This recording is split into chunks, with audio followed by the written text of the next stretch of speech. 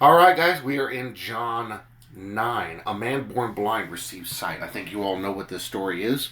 Let's get into it. Now, as Jesus passed by, he saw a man who was blind from birth. And his disciples asked him, saying, Rabbi, who sinned, this man or his parents, that he was born blind? Again, it's that same old ideology, and it's still alive today, alive and well. Well, you must have done something wrong.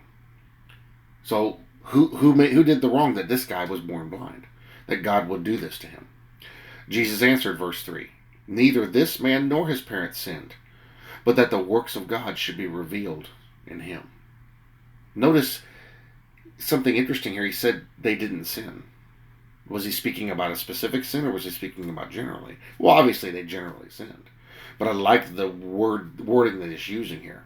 Neither this man nor his parents sinned.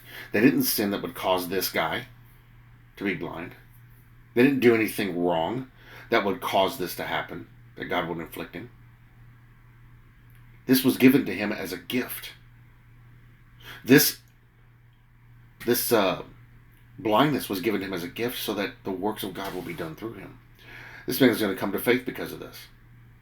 See, this, when you start to see these things in the scripture, you start to realize, I'm starting to understand now some of these things that are happening to me, to other people.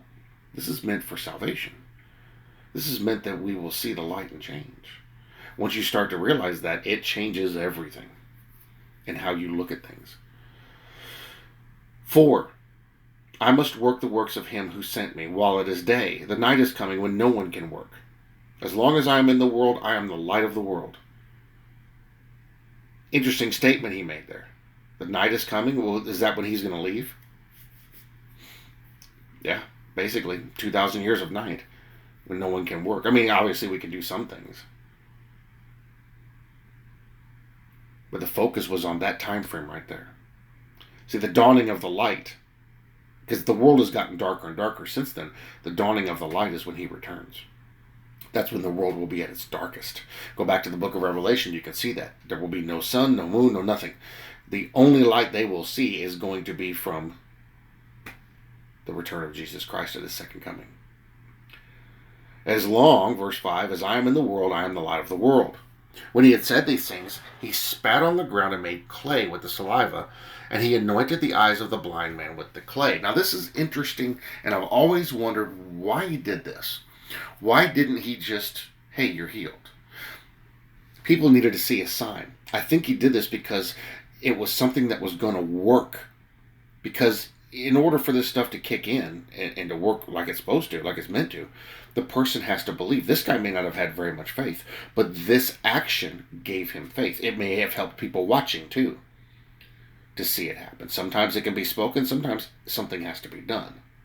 Verse 7, and he said to him, go wash in the pool of Siloam, which is translated sent. So he went and washed and came back seeing. Was there something in the clay that benefited his eyes? Don't know. But it seemed like the people watching needed to see this because it would help them understand and help them believe. He created the earth. He created these things. He was showing his authority. Verse 8, therefore, the neighbors and those who previously had seen that he was blind said, is not this he who sat and begged? Some said, this is he. Others says, he is like him. He said, I am he. So right away, witnessing what happened, it's not even the guy. Wait a minute, you've known this guy for years. Verse 10, therefore they said to him, how were your eyes opened? He answered and said, a man called Jesus made clay, notice we were made from the dirt of the earth, made clay and anointed my eyes and said to me, go to the pool of Siloam and wash. So I went and washed. How he made it there, I don't know. And I received sight. See, the guy was blind. How did he make it to the pool? Interesting detail hidden in there. Then they said to him, where is he? He said, I don't know. So it's funny, they knew this dude since he was born, that he was blind and a beggar, and now they're asking the question. See, faith.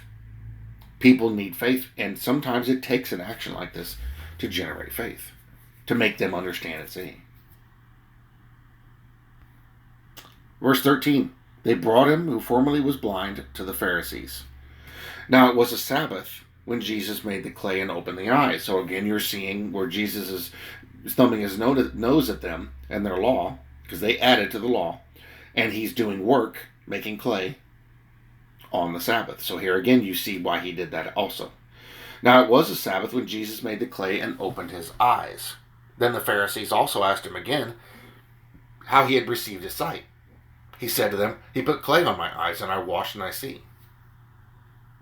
Therefore some of the Pharisees said, "This man is not from God, because he does not keep the Sabbath." You can see right away dual purpose in what Jesus did. He made that clay for a purpose.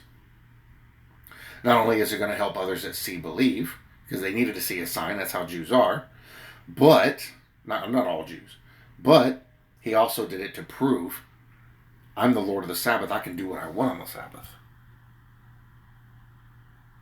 Therefore, some of the Pharisees said, "This man is not from God, because he does not keep the Sabbath." Others said, "How can a man who is a sinner do such signs?" So now they're going to try to cast some negative light on him, some shade on him. And there was a division among them. Verse 17, they said to the blind man again, "What do you say about him? Because he opened your eyes." He said he is a prophet. But the Jews did not believe concerning him, that he had been blind and received his sight, until they called the parents of him who had received his sight. And they asked him, saying, so they're really getting elaborate in this, because they're desperately trying to prove him wrong. And they asked him, saying, "Is this your son, who you say was born blind? How then does he now see?"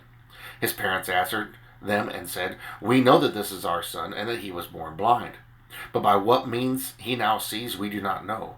Or who opened his eyes, we do not know. He is of age. Ask him. He will speak for himself." So it backfired on the Pharisees. 22, his parents said these things because they feared the Jews. For the Jews had agreed already that if anyone confessed that he was Christ, he would be put out of the synagogue. So you can already see all the stuff that they do today. They were already starting to do that before he was ever crucified. So they were worried. What do we do? How do we respond to this? Ask him. He's old enough. Verse 23, therefore his parents said, "He is of age. Ask him." So they again called the man who was blind and said to him, "Give God the glory. We know that this man is a sinner." That's a kind of a weird statement. Give God the glory. We know that this man is a sinner. He answered and said, "Whether he is a sinner or not, I do not know. One thing I know, though, that though I was blind, now I see." Remember the song Amazing Grace? Boom. Right there. 26, then they said to him again, "What did he do to you? How did he open your eyes?" So they're trying to find something to accuse him of. Verse 27, he answered them, "I already told you, and you did not listen," which is what Jesus kept telling them.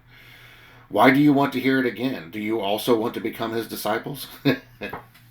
So the Pharisees, in their attempt to find something to blame on him, they're not going to be able to do it.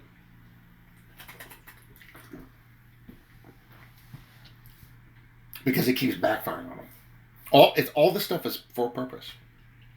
Verse 28, then they reviled him and said, "You are his disciple, but we are Moses' disciples." Well, Moses isn't God, unfortunately. But they focus on him. Verse 29, we know that God spoke to Moses. As for this fellow, we do not know where he is from. The man answered and said to them, "Why? This is a marvelous thing, that you do not know where he is from. Yet he has opened my eyes. The very miracles speak as to who he is. Now we know that God does not hear sinners, but if anyone is a worshiper of God and does his will, he hears him. Since the world began, it has been unheard of that anyone opened the eyes of one who was born blind. If this man were not from God, he could do nothing." So this guy is speaking on behalf of Christ as to what happened, and he's speaking very boldly, so I would imagine the Holy Spirit might be intervening here in these words. But he's messing with these guys now because there's nothing they can do. Their own scriptures written by Moses are speaking against them. Verse 34, they answered and said to him, "You were completely born in sins." So they understood, you're born into sin. "And you were teaching us?" And they cast him out. See, they were born in sin too. Why didn't they cast themselves out? Again, they don't want to believe it. They know who he is. They don't want him to be that person. Verse 35. Jesus heard that they had cast him out, and when he found him, he said to him, "Do you believe in the Son of God?" He answered and said, "Who is he, Lord, that I may believe in him?" And Jesus said to him, "You have both seen him, and it is he who is talking to you." Then he said, "Lord, I believe," and he worshipped him. So this whole process was to get that man to believe and to show up the Pharisees for who they really were. Probably to get his parents to believe too. So what Jesus did was for a purpose. Verse 39, and Jesus said, "For judgment I have come into this world, that those who do not see may see, and that those who see may be made blind." The Pharisees, the ones who didn't want anything to do with him, were made blind. Those who wanted to see could see, just like that man wanted to see. I imagine he was watching, because he knew just as well as everybody else the Lord was due to come. Verse 40, then some of the Pharisees who were with him heard these words and said to him, "Are we blind also?" Jesus said to them, "If you were blind, you would have no sin. But now you say, 'We see, therefore your sin remains.'" So he's really sticking it to the Pharisees. And they have no answer. They can't respond back because they don't know what to do. They're caught. Because if they speak out, they're now going to have to speak against their own bylaws, against their own rules they hold everybody to. And that's a worry for them, because then that's going to ruin their credibility. That's going to ruin their self-imposed authority over everyone. It's going to ruin their authority, period. But they also can't admit that he's the Christ, because then that's also going to take it away. They didn't want to lose it. They were power hungry. But Jesus is showing them, and he's just headed them off at every corner. There's nothing they can do. They're stuck. Now, I believe the next chapter is a continuation. Yeah. So chapter 10 would be a continuation of chapter 9. So he's going out of his way in these very elaborate events to prove, not only to get people to believe, which these people did, but to prove to the Pharisees who he is. Showing them that they have no authority, they have no power. Oh, they can inflict a rule on people, but they have no power. He is the one with the power. And he's doing it in such a passive way. It's infuriating them because there's nothing they can do. Now, if they jumped on him and attacked him, well, then that would put blame on them. And they can't do that. They have to be careful. There's a lot of people out there that would accuse him. But what's killing them the most is they know who he is. And they want to put a stop to it and shut him up because he's going out there and he's speaking. Be a Christian and go and start reading Isaiah 53 as a Christian over in Israel. Watch how fast they send you home. A Jew, different story. A Jew, different story. But when Christians do it, when Christians get over there, in a lot of cases, you're told not to talk to anybody about that stuff. They don't want to hear it. A lot of them. They don't want to hear it. You as a Christian, a regular Gentile Christian, if you went over there and started preaching to the Jews, oh man, they'll fall on you. Don't want to hear it. Go home. This isn't your place. Now, if a Jew goes over and does it, that's a little different. A little different story. But that mentality is carried for 2,000 years. They know who he is. They don't want him. They've known who he is for 2,000 years. They don't want him. They want the warlord. They want the other guy. They want Satan because they're in league with him. Jesus said their father is Satan. And it's been like that all this time. And he proves it by these actions right here. He also proves how badly people need to hear the truth. How badly they need the Son of God. Right now, that's our commission. Share the word.